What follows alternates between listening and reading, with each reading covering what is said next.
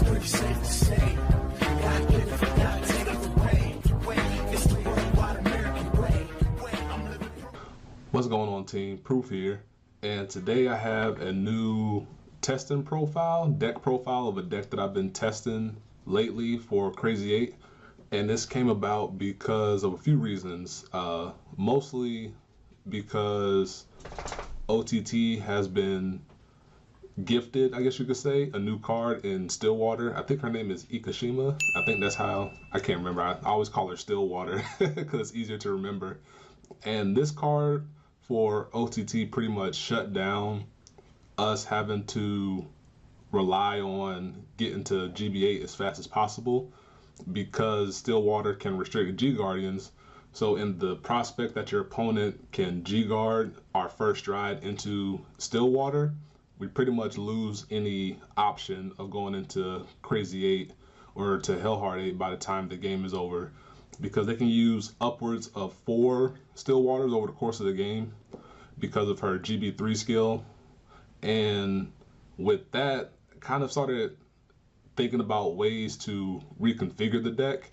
And I've also been running into Battle Sisters. Usually it's been in Battle Sisters, but I've been running the OTT a lot, and it's been shutting me down to the point to where I knew a change had to be made, because I fully expect for the battle, at least the Battle Sister version of the deck, to pick up steam when GB12 comes over to America or to the English game. And me trying to be forward thinking, thought it was time to make an adjustment, which means we need to put more of our emphasis on Miracle Ace as a win condition.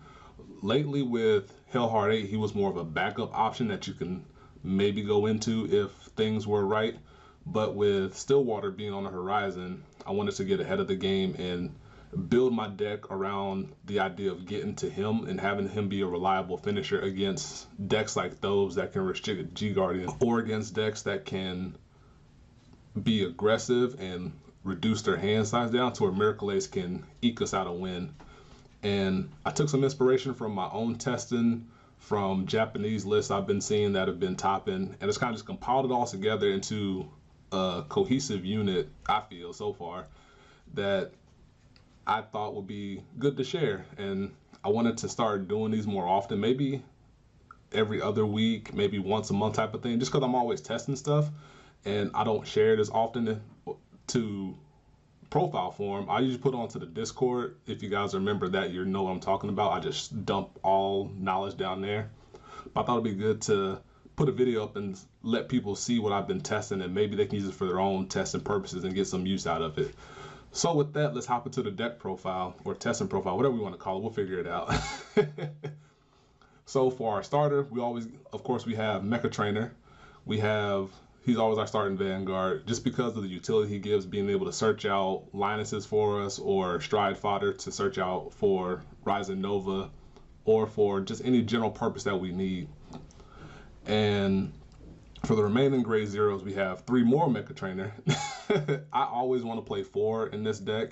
I know people have played 3, but to me, if my plan A is to get to GB8 as fast as possible, I want to maximize the cards that can help get me there, and without compromising deck composition, of course. And I feel having 4 Mecha Trainer there puts me in that position, because I don't want to have 3 and then not see that last one I need to be able to enable me to go to Hellhard 8 on time. So I play 4. I'll always recommend people to play 4, but if you play 3 and you like it, then definitely keep doing it. And then for triggers, we have 8 draw triggers. So we have 4 Cheerful Lynx, 4 Pauline.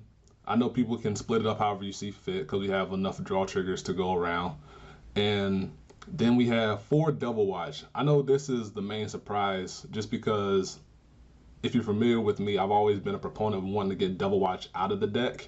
But considering he's a charge unit, and for Miracle Ace we need to have ample stores of charge units available, just in case we need to rely on our triple drive to get charge units, I thought about maximizing Double Watch to try it out, and so far I've been liking it. I'm noticing that it comes into my hand often. I can use one early to guard to protect myself, to stay on reasonable damage, and then it gives me comfort knowing that I have 3 more available, 2 to 3 more available, depending on how many I've seen up to that point.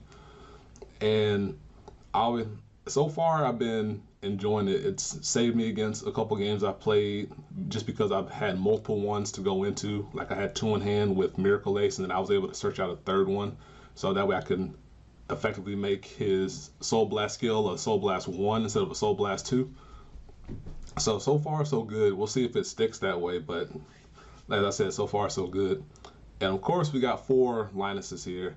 There's not much I can say besides that he's really good at getting a soul, just because we can potentially +2 soul off of his skill and off of Big Linus's skill, Varsity Linus. And if worse comes to worse and we have 1 or 2 in hand and we can use them, we can just vanilla G-Guard into Varsity Linus and then get a nice soul charge off of it, just because he goes into the soul when you go into his bigger self. Then as for the grade 1s, there's 4 Millie, just because charge PG. Her skill, you won't be using her on hit skill to add her back to the hand. You're usually going to be using her just because she has charge. So definitely want to play her over Alma, in my opinion, just because our emphasis is on having maximum charge units available, and I like it. And then we have 3 Acrobat Verdi. Acrobat is our stride fodder, stride enabler, whatever you want to call it. I use 3 just because I have to put more into the charge count itself, and I feel 3 is always a good number to have. I've tried 4 and I've tried 2, but I always find myself coming back to 3. And if you can make space for 4, maybe give it a shot, see if you like it, just because of maximum stride consistency. But 3 has been a good number for me so far. Then we got 3 Frog Raider, who is our big powerhouse on our combo turns, just because you can stack triggers on him and be able to make him a really huge booster. They're like with Acrobat, I want to play 3 instead of 4 just because charge count is of priority in my opinion. I have not felt a need for 4 as of yet, not anymore, not because we have Hellhard 8 as a backdrop for getting over some tough matchups where 4 would have been better, such as Gear Chronicle. So 3 is a nice solid number. And then kind of the twisty version, I guess you can call it, that little curveball, is that there's 1 Moodmaker in here. The Moodmaker came from a recent Japanese top list that used it, and we kind of deduced after talking about it on Discord that it was there as a 21k attacker to help get over cards that may get rid of our boosters, such as Dominate, Link Joker, clans like that that can get rid of our Frog Raider. And having maximum or a solid number of units that can attack for 21k, especially with Hellhard 8, that's what I mean by 21k with Hellhard 8, you'd be able to get a nice reach on the opponent, be able to get over that hump if their hand is lacking. And the extra 4k kind of comes in handy sometimes, but it's not your priority. But it can help if you give the power to Frog Raider.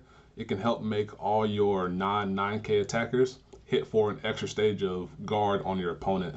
So that's just something to keep in mind for that. And it's actually won me a couple games.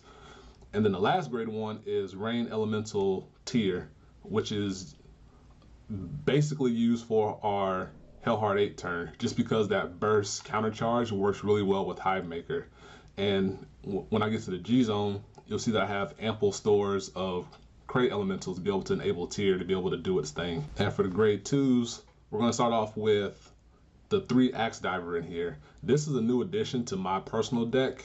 I know people that have played it more often than I have, but I haven't given Axe Diver a lot of credit just because I haven't found much use for it. But now I've kind of been expanding my thinking on it, and I'm starting to see his viability and his usability. And it mainly comes in being able to help get us around the disruptive G guards, which I've shown you in the previous Impede video, and I'm going to try to keep including in the future, showing how to get around those. And he also comes in handy with Hellhard 8 because he kind of effectively gives you extra Hive Makers. And to me, Hive Maker is the most important charge unit to have on that turn because it gives you max coverage of your hand and deck for your charge units. And if they get trapped in hand, you have no way to give them a charge unless you have Axe Diver available. So with Axe Diver being there, you can put one onto the board, call Axe Diver out. You can bind the Hive Maker and call it back out, and then you're able to put that Hive Maker into charge, and now you've opened up your hand and deck to the full reaches of your combo, and that's really good. And the last thing for Axe Diver is that he can effectively just stack power onto Frog Raider on your Hellhard 8 turn, and hopefully when I show you guys some replays with the deck in the future, you're able to see that come to fruition. And being able to force charge for Axe Dive or for Miracle Ace at a moment's notice if you need it is also a really good feature to have as well. And then along with the 3 Axe Diver, there's the 3 Lethal Forward. And Lethal Forward is partially used for his ability to attack for 21k, similar to Moodmaker.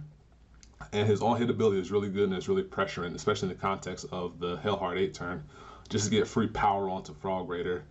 And his on-hit ability can also pressure your opponent on your Miracle Ace turn, just because you're likely not going to have a front row unit in the opposite column because Misery is in here, spoiler. But it also comes in handy there, and you're able to put together the nice little lethal axe combo that you may have seen before or I've talked about before. And so overall a really solid unit. And with the 8 draw triggers, as you're about to see, I have less Cobalt Impulse. And since we started talking about them, there's only 2 Cobalt Impulses in here. I used to play 3 or 4 in my previous versions of the deck, but I feel with the emphasis on more power than utility, I felt comfortable cutting him down a peg or 2. But since I overall have 5 on-hit units between the 2 Cobalt and the 3 Lethal Forward, I feel that it's overall a solid number to have, just because I can keep pressuring my opponent if I need to keep calling out on-hit units for my Hellhard 8 turn. And so far with this deck, I haven't felt the need to increase it to more as of yet, but that remains to be seen. And then we got 2 Mayhem Tiger, I'm sorry. I'm still saying 3 or 4 just because I've always used 3 or 4 in all my previous decks, that the idea of playing 2 is so new to me still, even though I've been testing the deck for a while. But I currently only have 2 Mayhem Tiger in here. That's also an inspiration from the Japanese list. And so far, I haven't felt that I needed to add more, but that's also because I haven't gone into Picaro as much to try to end the game, which is where it would shine more, at least in the context of trying to hit over or get over the hump on the opponent. Just because with Miracle Ace and Hellhard 8, he's going to be so big by the time he comes down that your opponent is going to need to have the guard anyway. If they have it, they have it. If not, they're not. But so far, 2 has been a solid number, and even then, well, my issue with having 3 or 4 was that somehow, some way, I would always lose 1 or 2 to damage, and I would end up with 2 anyway. So this is kind of like having those 2 Mayhem Tigers pre-damaged already. It also means I can't commit them to board early like I would be able to, because people like to target down Tiger, because once they respect what he does, they like to target him down to get him out the way. But overall, I feel that 2 is pretty okay so far. And like Cobalt, that remains to be seen if I need to add more. And then the last grade 2 is the 1 Earth Elemental Pokkur, just for that Link Joker matchup. And it gives a nice combo with Axe Diver, so that way you don't get fully locked out by Link Joker. Because you can call out Pokkur, you can unlock, and then at some point you go into Axe Diver, and then you can bind Pokkur, call it back out, and unlock something else. It's pricey on Soul, but if you anticipate it, you can play into it better, if that makes sense. So that way you don't block yourself out of your own comeback mechanism. And then as for the grade 3s, there's 4 Rising Nova, the boy. There's not much really more to say about him, in that we all know what he does by now. But I play 4 just because I want to maximize my chances to not have to use Mecha Trainer to go into Acrobat to then get myself a Rising Nova. Just because even though you can wait and go into him if you're aiming for Hellhard 8, you would rather not have to re-ride and then stride, because you lose out on an attack in that fashion with Hellhard 8. But that's why I play 4 over playing a lesser number, and I would recommend playing 4 as well, just so that way you can ride them on time and then not have to worry about it anymore. And then if Mega Colony or Deleters get more popular in the future, you then have extra that you can ride as well, so that way you can not auto lose against those matchups.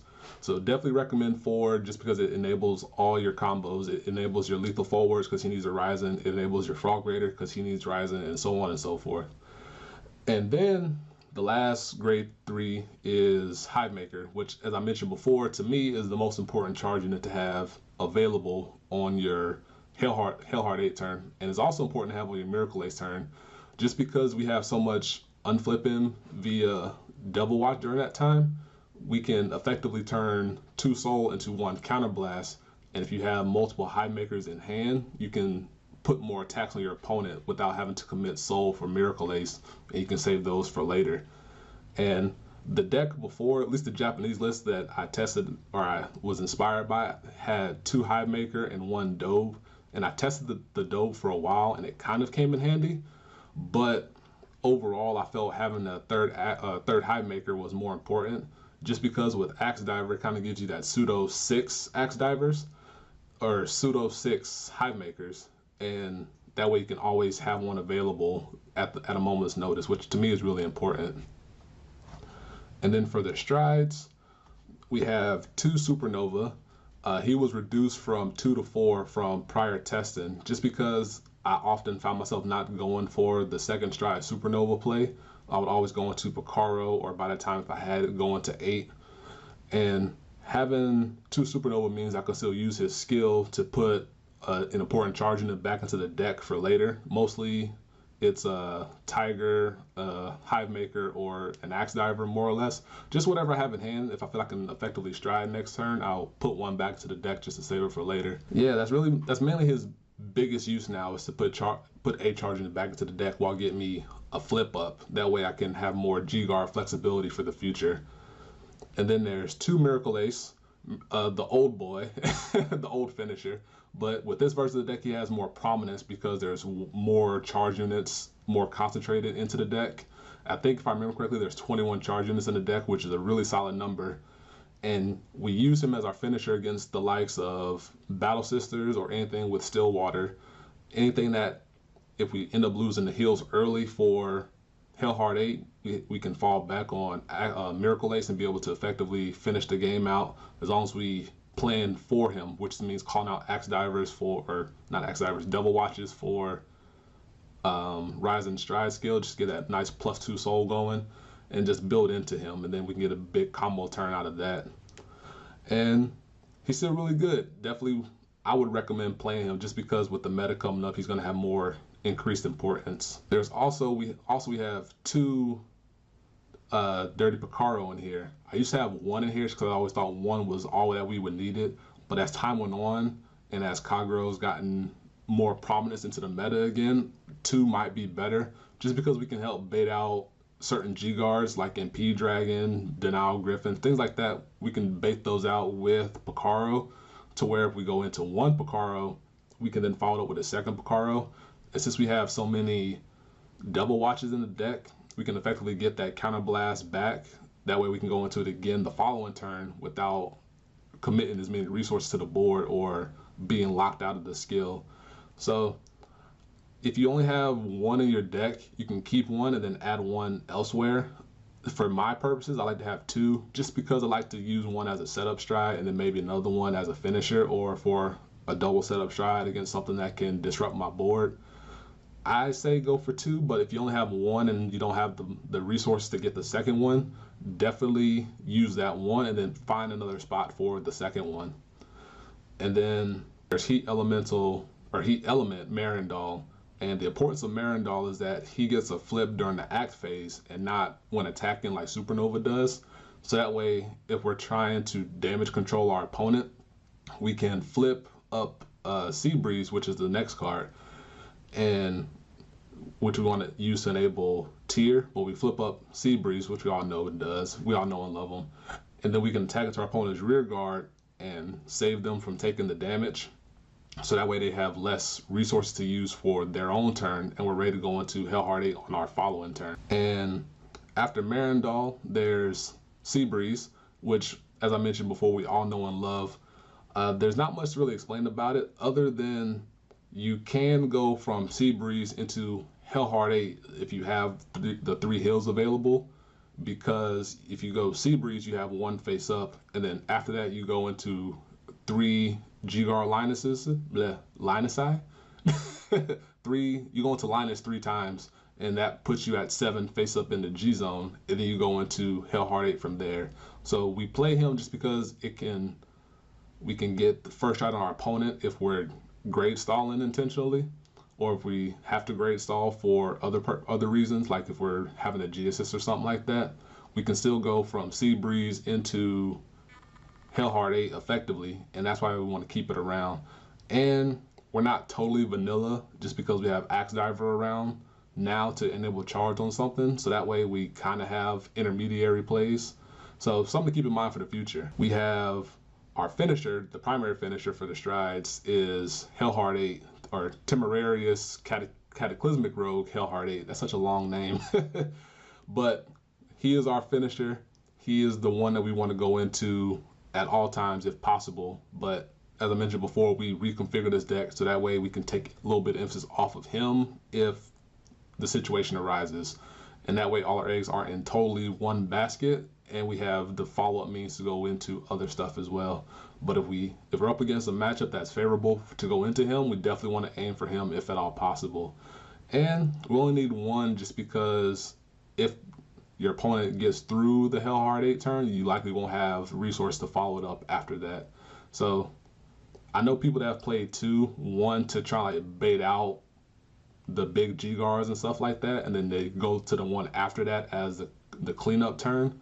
But to me, in my opinion, I don't know if that would always work, just because the opponent will likely have the means to take us out in the follow-up turn just because we burned our G guards getting there, and we may not have the heals to follow it up after that. So I would say 1 is good for now, but I'll keep it open for 2 in the future just in case it's necessary. As for the G guards, we have 3 King of Interference Terrible Linus. He's really good for being that 1 card stop for most Vanguard attacks because he can easily achieve his plus 20k shield, which is a 46k if your Vanguard doesn't have a trigger boost, which is really good, just like as I mentioned, as a 1 card guard for most Vanguard attacks. And then on the upside, he can be a soul charge too, because you get 1 from the heal JV Linus, and you get 1 from putting 1 from the board into the soul if you can manage it. Like if you have a draw trigger on the board, you don't need any more, stuff like that. And then we have 1 excellent cheerleader, Aery, just because in my testing there's been sometimes my opponent would attack like 28 or something like that, and I didn't want to use a Linus or another G guard, and I would have to use 2 cards in hand to block it effectively, which felt really bad. So I added back the 1 Aery just for situations like that, just because her condition is easy to achieve. And then for the rest of the G guards, we have 1 light element Agleam for that nice and solid filter, because sometimes you can live the dream and you can go into Agleam, filter, and get that last heal you need, and then you can go into GB8 straight from there. And just the filter is really good looking for frog raiders, for stride fodder, things like that. And then there's 1 dark element Dismal, just for maybe if you run into D police and you need to stop that Laurel that Laurel restand if they go into your rear guard, just something that's really solid to have. This slot could also be dedicated to a second Agleam if you needed to, but it's a little flex spot there in the G guard slot. But it must be a crate elemental for tier, because the idea is that you want to get at least 3 face up crates in the G zone for tier when you go into your Hellhard 8 turn, which is further solidified by the last G guard, which is a heavy element Scryew. And for Scryew, he's there strictly to be flipped up with Linus. Rarely do I feel that I need to go into him to stop something with the extra discard, but is there if you need it to for that quick 26k shield block. So with that, that completes the deck out. And I know this got really long. This is way longer than I expected, but I tried to explain why the cards are in the deck a little bit more. So I hope that was helpful. I plan to put replays after this just to show how things went before, or how things went against battle sisters before I added this version of the deck, so our testing version of the deck, and then the few games I've had afterwards, and show how things kind of changed up from there. So hope you enjoyed. Look out for more. Hope you've been enjoying the replays I've been putting up so far, and look out for more. I'm going to continue the G-Guard series in the future. I'll have some time to record the next part coming up. I've been plotting out how I want to talk about that. And until next time, guys, peace. Be easy. Listen.